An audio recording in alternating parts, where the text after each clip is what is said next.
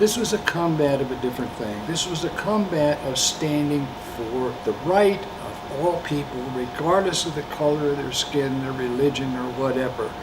They had the right to vote. And that's why we were there and why we decided to do this and to come into the South and help get that to become a reality in this country.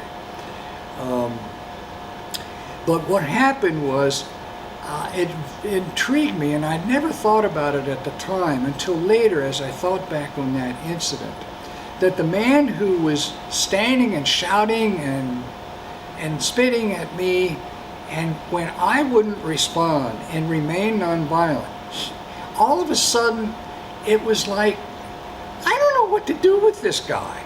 You know, he doesn't respond. He doesn't, you know, curse back at me. He doesn't hit back at me. And it was like, I'm not even going to bother with trying to make any sense out to you of what we believe here. And moved on and then left. And as I thought back on that moment, I thought, you know, he doesn't understand nonviolence.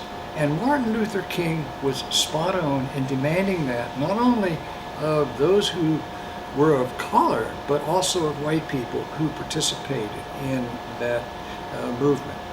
Yeah, I think that's that's really profound, because if you think about that, you know, it kind of goes back, something Martin Luther King learned from Gandhi, right. Gandhi from Jesus, right?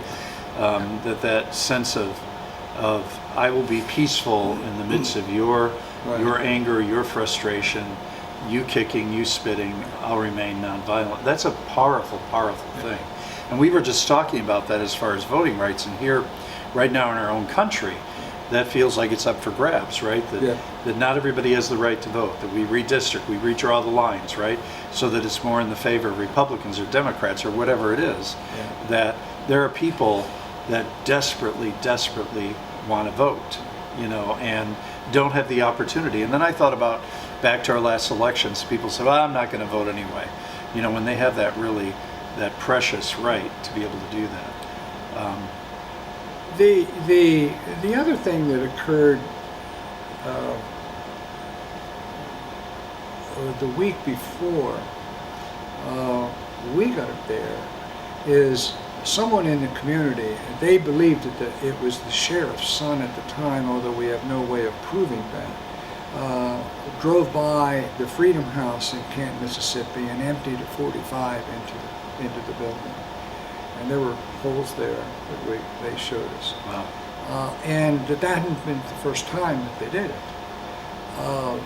And so they were in constant fear. They used to have to put the furniture up against the front wall of the place before they went to bed at night, and that kind of thing, to kind of deter the bullets from hitting anyone. Fortunately, no one was injured or killed or injured in that incident. But the FBI was called and they came up to visit, but as the director said, you know, that probably he went back and we'll never see the light of day of any real response to it, even though it was pretty sure they knew who it was.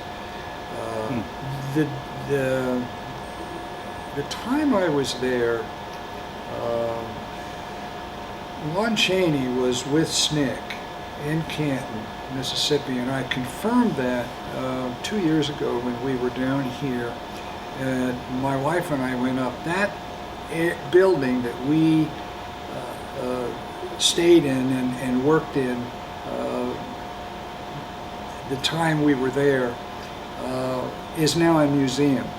And most of the places in the counties in the southern states now where there were significant contributions by the civil rights movement now have their own areas of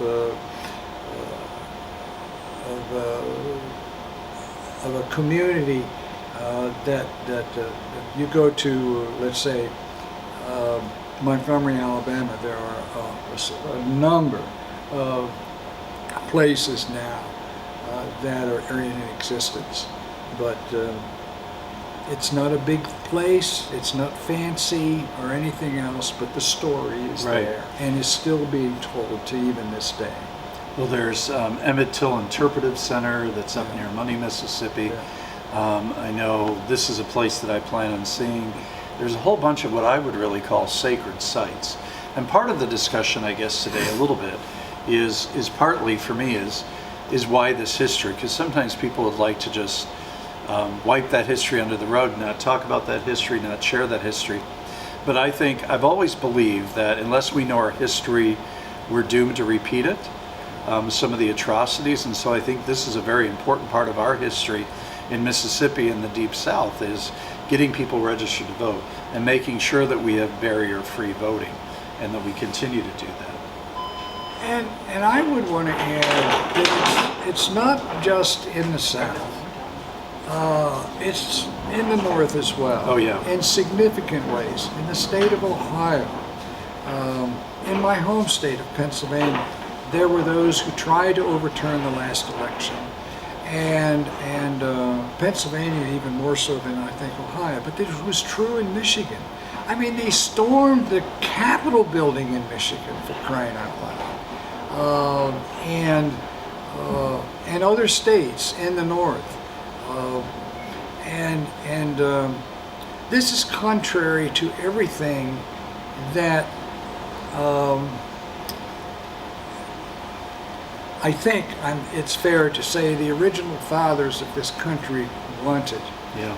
And even though their vision is not something that they could foresee into the future as to where we would be at this point. And I served in the military. I had a very good friend in the military, several times, who were African Americans, and I was always careful to make sure that they were accepted in the units that I was with, and that was not always the case, because we had a lot of folks in this military service who were very anti African American people, and in some instances let them be known. Even so, it was not supposed to be that way. Yeah. It existed at that particular time. I think it's changed significantly since then, but I still think the situation has not been fully resolved in any way, shape, or form, even in the military. Yeah, we're not done with that work, and that's No. part of our commitment at Back Bay, is working with the board over the last year, is that we're going to really work hard as an organization to work on racial equity wherever we find that are inequities, right, and be a voice. I thank you so much, Doyle, for the work that you've done back in 1964 and the work that you've continued to do throughout your history of ministry and just your life in general, that's been committed to equity and justice and to doing justice, loving mercy, and walking humbly with God. So thank you so much for sharing that. If anybody has any questions, you can certainly email me or call, and I'll put you in touch with Doyle. But these are a part of our history, part of our story. And I always think that so much of what we have as human beings is our stories are so powerful. And we get to share those stories. That's one of the greatest gifts we can give. So, Doyle, thank you for sharing the story today. Thank you for allowing me the opportunity to share some of that. The more we hear, the more it can have an impact. And Amen. that's so very important. And I think as important, if not even more important today than in 1964. I agree. So thank you again, and thank you for joining us for this time together, and we ask your blessing upon your day and every day. Keep doing the work of goodness and justice in the world. Thank you.